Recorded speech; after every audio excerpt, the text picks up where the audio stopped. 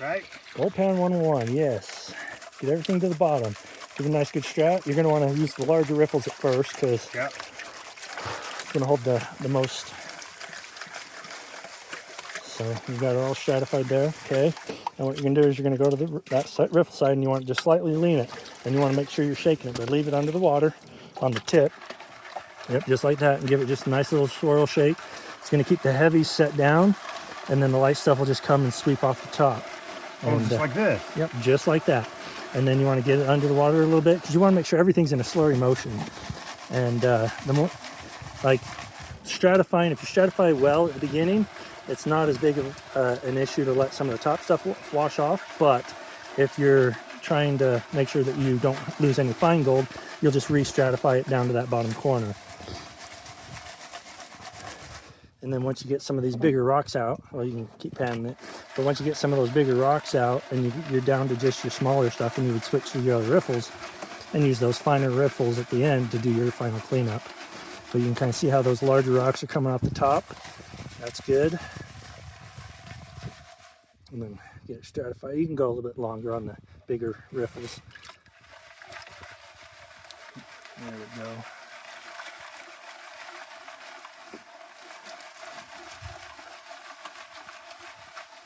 So you're seeing a lot of that lighter stuff just go right off the end there. Okay, you can go ahead and just go like this. I scrape off some of the larger rocks just by doing that. And then go ahead and re-stratify it down. Get your heavies back into this one corner here. There we go, just like that.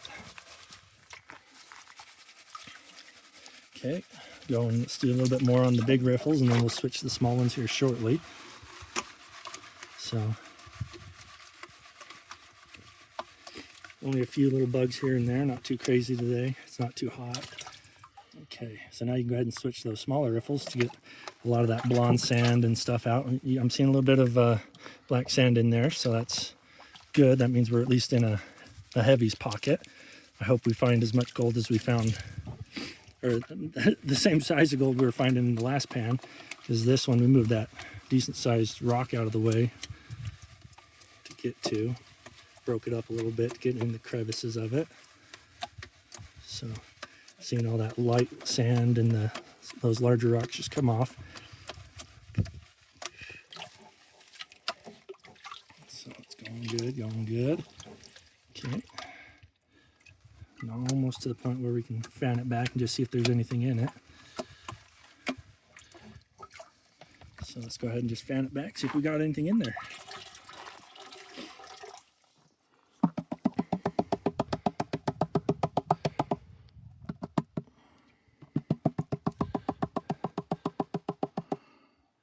So let's see, there's a nice layer of black sand in there. It's kind of hard to see.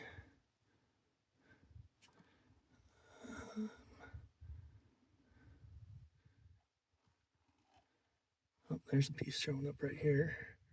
There's a little piece. There's a piece of lead, a couple pieces of lead in there, some smaller pieces of gold. Couple pieces of gold coming up. Yeah, there's another one there. So there's a few little pieces of gold in there. Good little stuff. Let's get some more down. So we're gonna. That's nice. Let's do a nice good stratify here. And just wash that light stuff off. Stratify and wash that light stuff off. There we go. And then some more water. There we go. Now we got just our black sands. Those are garnets, aren't they? It kind of looks like it. Looks like there's a few pieces right in here. Where my finger's at. You can, Yep. So there's a couple nice little pieces in there. Not quite as nice as chunky as that one we got in the last one, but it's not too bad. There we go.